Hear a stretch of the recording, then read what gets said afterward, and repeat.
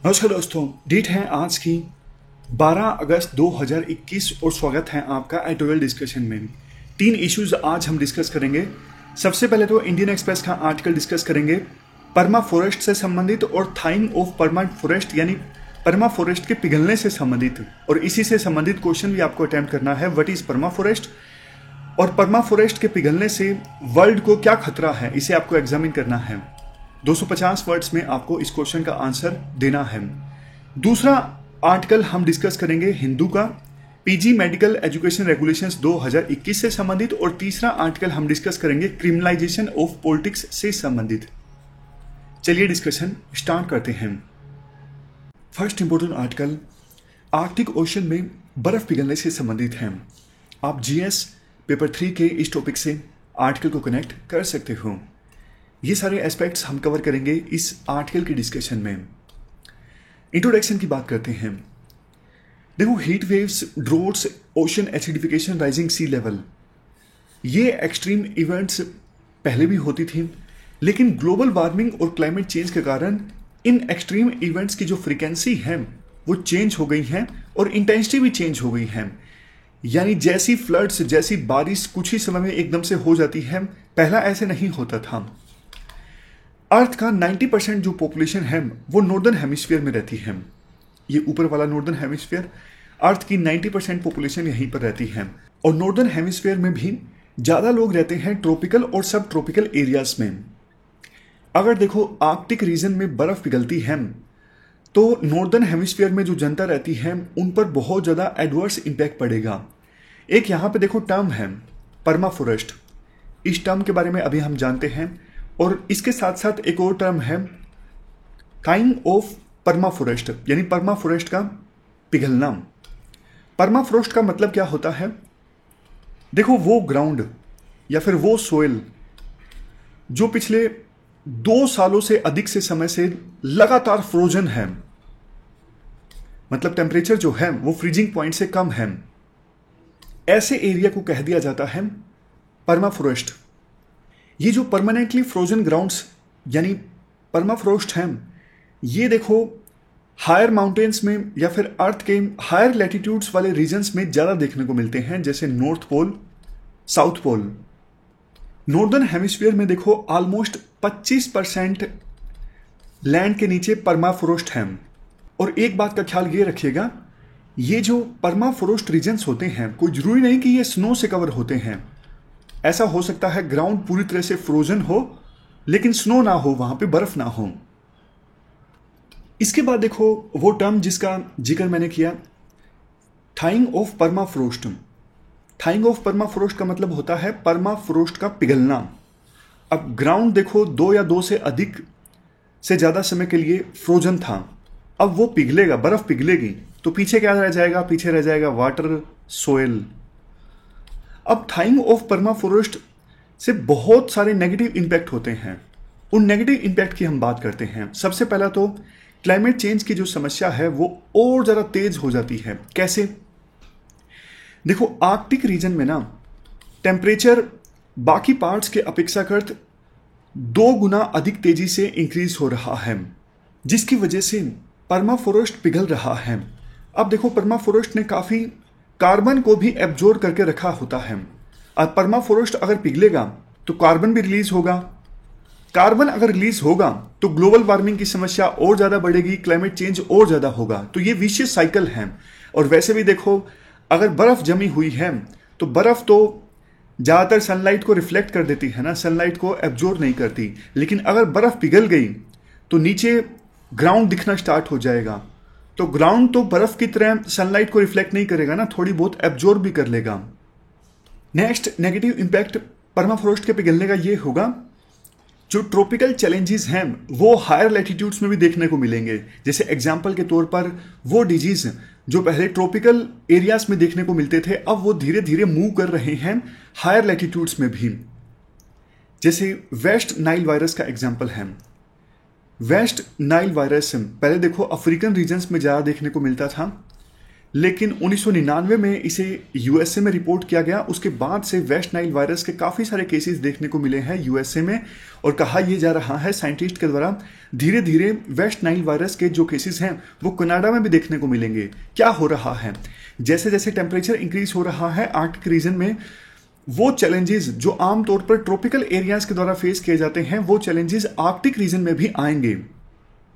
Next point, ना सिर्फ देखो आर्कटिक रीजन में बल्कि अंटार्कटिक रीजन में और हिमालयन रीजन जहां पर जिसे थर्ड पोल भी कहा जाता है, यहां पर भी अगर देखो बर्फ पिघलेगी तो न जाने कितने वायरसेस जो हजारों लाखों सालों से वहां पे दबे हुए हैं, बर्फ पिघलने से वो वायरस भी बाहर आ जाएंगे और नई नई महामारियां फैलने का खतरा है इनसे। और एक देखो अगर बर्फ पिघलती है तो यहां पे जो एनिमल्स या फिर बर्ड्स रहते हैं उनके इंसान के साथ टच में आने का खतरा और भी ज्यादा है। तो मतलब जूनोटिक डिजीज जो है वो और भी ज्यादा स्प्रेड हो सकते हैं आने वाले समय में। जूनोटिक डिजीज देखो वो डिजीज होते हैं जो एनिमल्स से ह्यूमन बींग्स में फैलते हैं। अब इसके बाद बात आती है क्या किया जाए, सजेशंस डिस्कस करते हैं। सबसे पहला सजेशन तो देखो बेसिक सा है, क्लाइमेट चेंज को होने से रोका जाए। अभी हाल ही में आईपीसीसी की रिपोर्ट भी आई थी जिसे हमने कल डिस्कस किया था। सजेस्ट ये किया जाता है कि आने वाले 10 सालों में जो CO2 का एमिशन है उसे 45% तक कम किया जाए और 2050 आते आते नेट जीरो कार्बन एमिशन वाली जो सिचुएशन है वो अचीव की जाए, यानी जितना कार्बन एमिट हो रहा है उतना ही एब्जॉर्ब हो रहा है। तो हमें ये इंप्लीमेंट करने की आवश्यकता है। एक देश एक्शन लेगा काम नहीं चलेगा, सभी देशों को मिलकर एक्शन लेना होगा। उसके बाद नेक्स्ट है स्लो डाउन इरोजन। देखो एक ग्लेशियर है जैकोब सावन ग्लेशियर, ये ग्लेशियर काफ़ी तेज़ी से पिघल रहा है। 1851 में इतने तक था, अब ये सारा एरिया पिघल चुका है। तो साइंटिस्ट के द्वारा एक सजेशन ये दिया गया है इसके आगे 100 मीटर का एक डैम बनाया जाए ताकि फर्दर इरोजन होने से रोका जा सके। इसके बाद नेक्स्ट सजेशन है कंबाइंड आर्टिफिशियल आइसबर्ग्स। देखो एक इंडोनेशिया के आर्किटेक्ट है जिन्होंने अवार्ड भी जीता है उनके प्रोजेक्ट रीफ्रीज द आर्कटिक के लिए।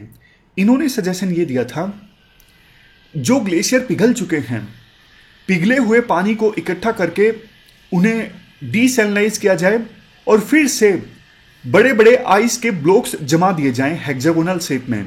समझ गए, मतलब ये ग्लेशियर है, अगर पानी पिघल गया है, ग्लेशियर पिघल गया है, पानी आ गया है, तो उस पानी को इकट्ठा करके उसको डीसैलिनाइज किया जाए, यानी जो खारापन है वो हटाया जाए और फिर से उस पानी को फ्रीज कर दिया जाए, रीफ्रीज कर दिया जाए। और किस शेप में? हेक्सागोनल शेप में।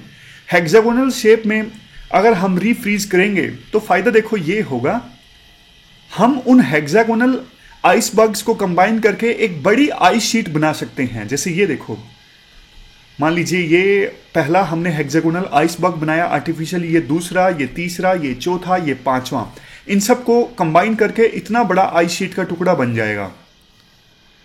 इसके बाद नेक्स्ट सजेशन है इंक्रीजिंग देयर थिकनेस। बार बार एक कहावत यूज होती है कि ये तो टिप इन द आइसबर्ग है। आइसबर्ग जो होते हैं ना वो पानी से ऊपर या ग्राउंड से ऊपर कम होते हैं, बल्कि उनका 90-95% एरिया होता है वो ग्राउंड से नीचे होता है या फिर पानी के नीचे होता है। तो कुछ एक्सपर्ट्स सजेस्ट ये करते हैं जो नीचे वाला एरिया है वहां से बर्फ लेके ऊपर रखी जा सकती है। ऊपर अगर बर्फ पिघल रही है ना तो नीचे से बर्फ ले आओ और आप उनको विंड पावर की सहायता से स्प्रेड कर दो ऊपर वाले एरिया में। तो ये भी एक सजेशन है। Next peoples awareness. देखो अगर आर्कटिक या फिर अंटार्कटिक रीजन में बर्फ पिघल रही है ना तो उसमें कहीं ना कहीं हमारा भी रोल है। हम डेली लाइफ में जो स्टेप लेते हैं जिससे कार्बन एमिट होता है वो भी कहीं ना कहीं दोषी हैं आर्कटिक और अंटार्कटिक रीजन्स में बर्फ पिघलने के लिए। तो लोगों को जागरूक होने की आवश्यकता है, ना सिर्फ लोगों को बल्कि बिजनेस फर्म्स को, सभी स्टेक होल्डर्स को जागरूक होने की आवश्यकता है कि उनका कोई भी ऐसा एक्शन ना हो जिससे एमिशन हो और मतलब क्लाइमेट चेंज में वो कंट्रीब्यूट करें। लास्ट में कंक्लूजन में ये बोला जाता है, देखो टाइम बहुत कम है, अगर जल्दी से हमने एक्शन नहीं लिया, जल्दी से विभिन्न देशों ने क्लाइमेट चेंज को फॉरेन पॉलिसी में प्रायोरिटी नहीं दी, तो आने वाले समय में ये जो एक्सट्रीम इवेंट्स हैं वो और भी ज़्यादा देखने को मिलेंगे और सोच के देखिए हम कैसी अर्थ हमारे आने वाली जनरेशन्स को सौंपने जा रहे हैं। वो क्या सोचेंगे कि हमारे फोर फादर्स ने समय रहते एक्शन नहीं लिया, जिसका परिणाम आज के समय में हम भुगत रहे हैं। तो ये हमने पूरा इशू डिस्कस किया। चलते हैं आगे। इसके बाद next article PG medical education regulation 2021 से संबंधित है। आप जीएस पेपर 2 के इस टॉपिक से आर्टिकल को रिलेट कर सकते हो। सबसे पहले तो देखो हम बेसिक्स की बात करते हैं। अभी मेडिकल फील्ड में जो पोस्ट ग्रेजुएट सीट्स हैं वो कैसे भरी जाती हैं। देखो 50% जो मेडिकल फील्ड में पोस्ट ग्रेजुएट सीट्स हैं वो भरी जाती हैं पीजी नीट टेस्ट की सहायता से। मतलब इस टेस्ट में जिसकी मेरिट आती है उसके बेस पे 50% सीट्स भरी जाती हैं director general of health services के द्वारा, यानी DGHS के द्वारा। और बाकी बची 50% सीट्स हैं उनको देखो स्टेट गवर्नमेंट फिल करती है। उसमें रिजर्वेशन भी होता है, यानी सोशल जस्टिस नॉर्म्स जो होते हैं स्टेट के उनको फॉलो किया जाता है। ये भी नीट पीजी के मार्क्स पर आधार पर फिल की जाती है रिस्पेक्टिव स्टेट के डायरेक्टोरेट ऑफ मेडिकल एजुकेशन के द्वारा। तो अभी तक ये सिस्टम था, लेकिन हाल ही में सरकार ने नया draft post graduate medical education regulation bill 2021 जारी किया। अब इस ड्राफ्ट के अनुसार सभी जो पोस्ट ग्रेजुएट मेडिकल सीट्स हैं उनको फिल करने के लिए एक कॉमन काउंसलिंग होगी। देश में सभी मेडिकल इंस्टीट्यूशंस में जो post graduate broad speciality courses हैं, जैसे डिप्लोमा, एमडी मतलब डॉक्टर ऑफ मेडिसिन, एमएस मतलब मास्टर ऑफ सर्जरी, जो मेडिकल फील्ड से है वो बता देना इनकी फुल फॉर्म अगर मैं गलत बोलूँ तो ये जो ब्रॉड स्पेशलिटी कोर्सेज हैं इनकी सीट्स को फिल किया जाएगा नेशनल एग्जिट टेस्ट की मेरिट लिस्ट के आधार पर। और देखो जो post graduate super speciality courses हैं जैसे DM, doctorate of medicine, MCh यानी मास्टर ऑफ चिरूजियन, इन सुपर स्पेशलिटी कोर्सेज की जो सीट्स हैं वो फिल की जाएंगी national eligibility cum entrance test यानी नीट के टेस्ट के आधार पर। समझ गए? तो ये नया रेगुलेशन है। जो ब्रॉड स्पेशलिटी कोर्सेज हैं उनकी सीट्स नेशनल एग्जिट टेस्ट के आधार पर, और जो सुपर स्पेशलिटी कोर्सेज हैं जैसे डीएम, एमसीएच, इनकी सीट्स फिल की जाएंगी नीट के टेस्ट की मेरिट लिस्ट के आधार पर। अब देखो इस ड्राफ्ट का आईएमए के द्वारा यानी इंडियन मेडिकल एसोसिएशन के द्वारा काफी क्रिटिसिज्म किया जा रहा है। क्यों किया जा रहा है? पहला तर्क ये है, अगर ये ड्राफ्ट एक्ट बन जाता है तो स्टेट के पास पावर खत्म हो जाएंगी अपने यानी स्टेट के मेडिकल कॉलेजेस में एडमिशंस को मैनेज करने की। अब देखो जो स्टेट मेडिकल कॉलेजेस हैं वो तो स्टेट फंड्स पे डिपेंड करते हैं ना, तो स्टेट गवर्नमेंट्स पैसा तो देंगी स्टेट मेडिकल कॉलेजेस को, लेकिन उन मेडिकल कॉलेजेस में एडमिशंस में स्टेट गवर्नमेंट्स का शेयर नहीं होगा। तो ये तो फेडरलिज्म के भी अगेंस्ट है, बेसिक जस्टिस के भी अगेंस्ट है, क्योंकि स्टेट्स के पास कोई इंसेंटिव भी नहीं रहेगा ना फिर इन मेडिकल कॉलेजेस में क्वालिटी को मेंटेन करने का। उनको लगेगा कि एडमिशन में तो हमारा कोई रोल है ही नहीं, तो फिर उनको इंसेंटिव नहीं देगा इन मेडिकल कॉलेजेस में क्वालिटी मेंटेन करने का। और स्टेट वैसे देखो एक हेल्थ सब्जेक्ट है, ये फेडरलिज्म के भी अगेंस्ट है, इस प्रकार से स्टेट से उनकी पावर्स छीनना। नेक्स्ट पॉइंट, आईएमए देखो ये भी कहता है अगर कोई स्टूडेंट नॉन नेटिव स्टेट में, जैसे हरियाणा का स्टूडेंट अगर तमिलनाडु के मेडिकल कॉलेज में पीजी कोर्स में सीट प्राप्त करता है तो वहां पे उसको लैंग्वेज नहीं समझ में आएगी। डॉक्टर्स जब देखो कम्युनिटी को सर्व करते हैं तो उस कम्युनिटी को बेटर सर्व कर पाते हैं जो उनकी लैंग्वेज समझता हो। वैसे देखो ये खामखा का पॉइंट है, एक आईएएस भी तो दूसरे स्टेट में जाता है, वहां पे लैंग्वेज सीखता है, अच्छे से सर्व करता है। और ऑल इंडिया सर्विसेज का तो बेसिक जो फंडामेंटल प्रिंसिपल है वो यही है ना, जो सबसे बड़ा आर्ग्यूमेंट दिया जाता है आईएएस आईपीएस के पक्ष में कि दूसरा कैडर मिलता है तो इससे देश की यूनिटी स्ट्रांग होती है। हरियाणा का अगर पर्सन आईएएस के तौर पे काम करता है तमिलनाडु में तो इससे देश की यूनिटी मजबूत होती है ना। तो आईएमए में बड़े पदों पर जो बैठे लोग हैं उनको थोड़ा सोचना चाहिए इस बारे में। लास्ट में कंक्लूजन में ये कहा जाता है राइटर के द्वारा, जैसे देखो ऑल इंडिया सर्विसेज हैं आईएएस आईपीएस, इनको रिक्रूट किया जाता है यूपीएससी के द्वारा, और उसके बाद यानी सेंट्रलाइज लेवल पर इनको रिक्रूट किया जाता है। उसके बाद इन ऑफिसर्स को कैडर एलोकेट होता है, ये विभिन्न स्टेट्स में जाके काम करते हैं स्टेट गवर्नमेंट्स के लिए। उसी प्रकार से हेल्थ जो है वो एक स्टेट सब्जेक्ट है। सेंट्रल गवर्नमेंट बड़े लेवल पे डिजीज को कम करने के लिए प्लान्स बना सकती है, लेकिन उनका जो एग्जीक्यूशन है वो स्टेट गवर्नमेंट्स पे छोड़ देना चाहिए। तो उसी प्रकार से ये जो नया ड्राफ्ट आया है ये स्टेट से उनकी पावर छीनता है स्टेट मेडिकल कॉलेजेस में एडमिशन संबंधित। तो सेंट्रल गवर्नमेंट को ये ड्राफ्ट को रिकंसिडर करना चाहिए, ऐसा राइटर सजेस्ट करते हैं। चलते हैं आगे। Next article criminalisation of politics यानी राजनीति के अपराधीकरण से संबंधित है। आप जीएस पेपर 2 के इस टॉपिक से आर्टिकल को रिलेट कर सकते हो। पहले आप मुझे मतलब बताइए, राजनीति के अपराधीकरण का क्या मतलब है। देखो, क्रिमिनल्स का पॉलिटिक्स में एंटर करना, इलेक्शन लड़ना और इवन जीत कर पार्लियामेंट और स्टेट असेंबलीज में पहुंच जाना, ये मतलब है क्रिमिनलाइजेशन ऑफ पॉलिटिक्स का। ये किस प्रकार से नुकसानदायक है। देखो, अगर क्रिमिनल्स पार्लियामेंट और स्टेट असेंबलीज में पहुंचेंगे तो उनकी क्रिमिनल एक्टिविटीज को एक पैट्रोनेज मिल जाएगा। स्टेट पुलिस या फिर दूसरी एजेंसीज उनको आसानी से पकड़ नहीं सकेंगी, क्योंकि उनके पास पावर होगी। वो अपनी पावर का इस्तेमाल करते हुए अपनी जो आपराधिक गतिविधियां हैं उन्हें जारी रख सकेंगे।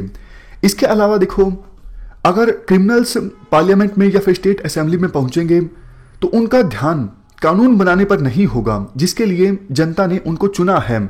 या फिर कोई क्रिमिनल अगर मंत्री बन जाता है तो वो अपना काम ठीक से नहीं करेगा, उसका ध्यान सिर्फ इस चीज पर ज्यादा होगा कैसे ज्यादा पैसे कमाए जा सकते हैं, कैसे अपने क्रिमिनल बिजनेस को और ज्यादा आगे बढ़ाया जा सकता है।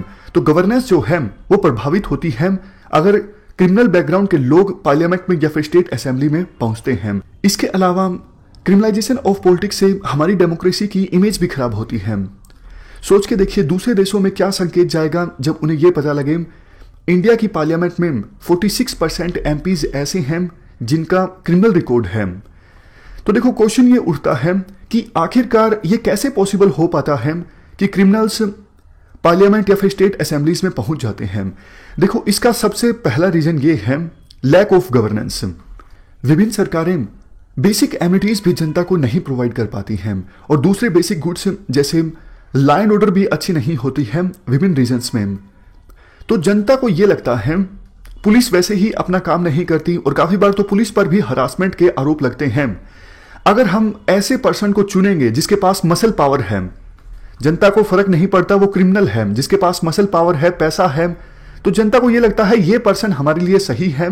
कल को अगर पुलिस हरास करती है तो ये रिप्रेजेंटेटिव हमारी हेल्प कर सकता है।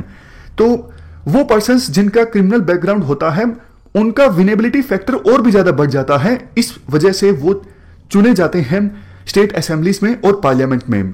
तो पहला पॉइंट हुआ लैक ऑफ गवर्नेंस। सरकारें बेसिक चीजें प्रोवाइड कर नहीं पाती और जनता को एक उम्मीद दिखती है मसल मैन में यानी क्रिमिनल्स में। दूसरा पॉइंट, विभिन्न पॉलिटिकल पार्टीज भी विनेबिलिटी फैक्टर को देखते हुए क्रिमिनल्स को प्रमोट करती हैं क्योंकि वो चाहती हैं हमारी पॉलिटिकल पार्टी के ज्यादा से ज्यादा कैंडिडेट्स जीत कर आए। तीसरा पॉइंट, देखो, पॉलिटिकल पार्टीज को वैसे भी आवश्यकता होती है मसल पावर की और फाइनेंशियल पावर की। उनको इलेक्शन में काफी सारे फंड्स चाहिए होते हैं, तो वो क्रिमिनल्स से फंड्स ले लेते हैं ताकि अपना जो चुनाव प्रचार है उसे फाइनेंस किया जा सके और उन्हें अपनी पॉलिटिकल पार्टीज में शामिल कर लेते हैं। इसके अलावा देखो, कुछ क्रिमिनल्स चुनाव में वोटर्स को डराते धमकाते हैं अपने पक्ष में वोट डलवाने के लिए। बूथ कैप्चरिंग जो पहले के समय में होती थी, आज तो बूथ कैप्चरिंग पॉसिबल नहीं है। तो ये हमने कुछ रीजंस डिस्कस किए जिनकी वजह से क्रिमिनलाइजेशन ऑफ पॉलिटिक्स हो रहा है। और राजनीति के अपराधीकरण को रोकने के लिए सुप्रीम कोर्ट ने अभी तक काफी सारी लैंडमार्क जजमेंट्स दी हैं। जैसे देखो, फर्स्ट पॉइंट, 2002 में सुप्रीम कोर्ट ने वो सभी कैंडिडेट्स जो इलेक्शन लड़ने के इच्छुक हैं उनके लिए यह कंपलसरी बना दिया था कि आप रिटर्निंग ऑफिसर के सामने एक एफिडेविट फाइल कीजिए जिसमें पास्ट में जितने भी आपके खिलाफ क्रिमिनल केसेस हैं उनकी आप जानकारी दीजिए, ताकि जनता को पता लगे कि जिसे हम चुनने जा रहे हैं उसके खिलाफ कौन कौन से केसेस चल रहे हैं। उसके बाद नोटा आया था 2013 के आसपास। सुप्रीम कोर्ट ने आदेश दिया कि ईवीएम में एक नोटा का बटन भी होना चाहिए ताकि अगर किसी को लगता है कि सारे कैंडिडेट्स जो इलेक्शन लड़ रहे हैं वो कैपेबल नहीं है, तो वोटर नोटा का बटन दबा सकें। तीसरा पॉइंट, देखो 2013 से पहले क्या होता था, अगर इवन कोई एमपी या फिर एमएलए कन्विक्ट भी हो जाता था, मान लीजिए किसी एमपी या फिर एमएलए को 2 से अधिक साल की सजा हुई, 2013 से हम पहले की बात कर रहे हैं, तो वो अपील फाइल कर देता था हाई कोर्ट में या फिर सुप्रीम कोर्ट में। उस एमपी या एमएलए की कन्विक्शन के बावजूद सदस्यता नहीं जाती थी, डिस्क्वालीफाई वो एमपी या फिर एमएलए नहीं होता था। लेकिन 2013 में लैंडमार्क जजमेंट सुप्रीम कोर्ट ने दी, अगर किसी एमपी या फिर एमएलए को 2 से अधिक साल की सजा हुई है तो इमीडिएटली उसी समय उस एमपी और एमएलए की जो सदस्यता है वो चली जाएगी। चौथा पॉइंट, 2013 में आदेश दिया गया था सुप्रीम कोर्ट के द्वारा, जिन भी इलेक्टेड रिप्रेजेंटेटिव्स के खिलाफ ट्रायल केसेस चल रहे हैं उन केसेस को कंप्लीट किया जाए 1 साल के अंदर। मतलब जो ट्रायल चल रहे हैं उन ट्रायल्स को कंप्लीट किया जाए 1 साल के अंदर अंदर। वो बात अलग है कि सुप्रीम कोर्ट के इस आदेश का पालन नहीं किया गया, यानी 1 साल के अंदर अंदर इलेक्टेड रिप्रेजेंटेटिव्स के खिलाफ जो ट्रायल चल रहे थे उनका कंप्लीशन नहीं हुआ। इसके बाद 2017 में सुप्रीम कोर्ट के द्वारा आदेश दिया गया कि पॉलिटिशियंस के खिलाफ ट्रायल को कंप्लीट करने के लिए स्पेशल कोर्ट्स एस्टैब्लिश की जाएं।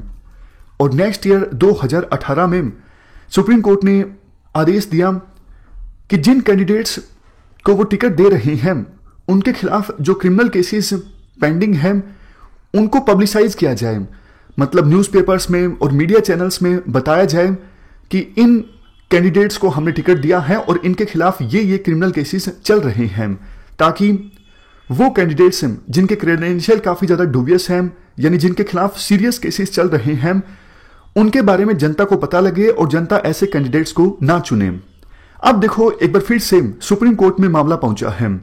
सुप्रीम कोर्ट में एक पिटीशन फाइल की गई थी कि 2018 में जो आपने ये ऑर्डर पास किया था कि पॉलिटिकल पार्टीज कैंडिडेट्स के खिलाफ चल रहे क्रिमिनल केसेस के बारे में जानकारी दे न्यूज़पेपर्स में और मीडिया चैनल्स में, इस ऑर्डर को अच्छे से इंप्लीमेंट नहीं किया जा रहा है।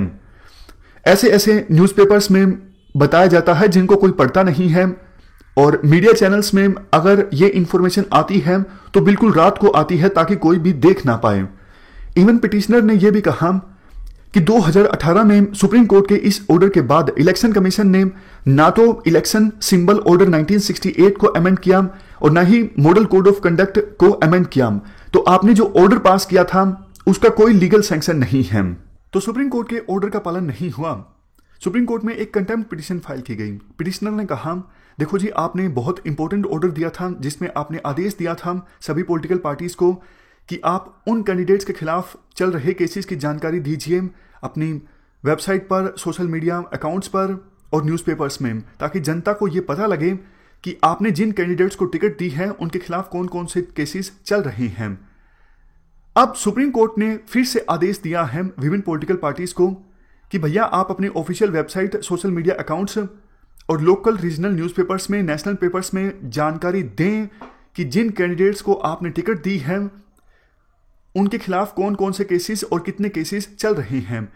अब एक नई चीज भी सुप्रीम कोर्ट ने अपने ऑर्डर में जोड़ दी है। सुप्रीम कोर्ट ने आदेश दिया है विभिन्न पॉलिटिकल पार्टीज को कि आप ये भी एक्सप्लेनेशन दें कि आपराधिक मामले चलते हुए भी आपने इन कैंडिडेट्स को टिकट क्यों दी है।